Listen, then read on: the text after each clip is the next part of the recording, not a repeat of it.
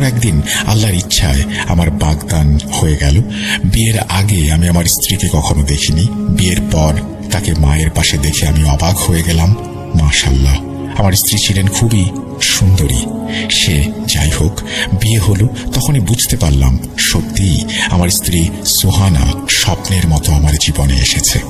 আমি ওর প্রতি সম্পূর্ণভাবে মন দিলাম।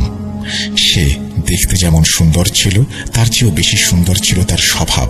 বাইরে যাওয়া আসা একদম পছন্দ করত না, অন্যদের সাথে মিশতও না। একদিন মা কিছুটা অসুস্থ ছিলেন, আর আমি বাড়ির পানির মোটর ঠিক করার জন্য ব্যস্ত ছিলাম। দোকান তখনও খোলা হয়নি। সন্ধ্যার দিকে হঠাৎ দরজায় খুব জোরে জোরে কড়া নাড়ার আওয়াজ হলো। সোহানা আমাকে বলল, তুমি কাজ করো, দরজায় কে আমি দেখছি। দরজা খোলার সঙ্গে সঙ্গে সোহানা কিছু দেখে পেছনে সরে এসে দ্রুত দরজা বন্ধ করে দিল।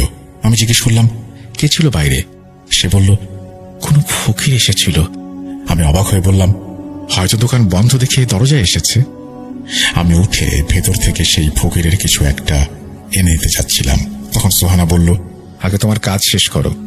ওদের তো অভ্যাস এমনই, এক দরজায় না পেলে অন্য দরজায় যাবে, সেখানে পাবে। সে তো প্রতিদিনই আসে, কাল দিলেও হবে।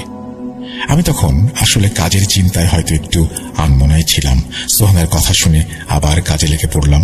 পরদিনও মায়ের অবস্থার উন্নতি হলো না, তাই দোকানে আমাকেই থাকতে হলো। সেদিন সকাল থেকে আকাশ ছিল কালো মেঘে ঢাকা, আর হালকা বৃষ্টি পড়ছিল।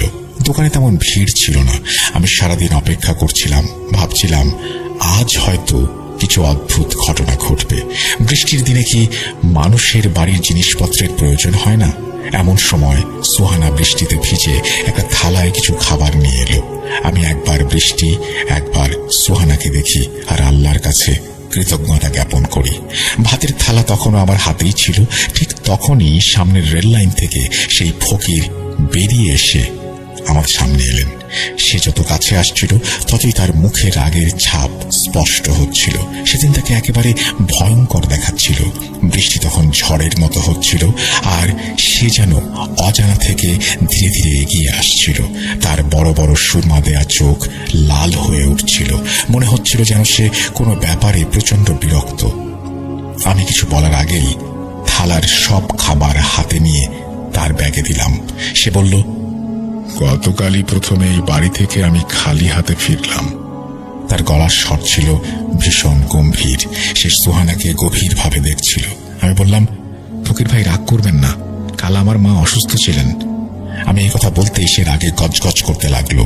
তার চোখ থেকে যেন আগুন ঝরছিল, মুখেও চিন্তার ছাপ ফুটে উঠল। তারপর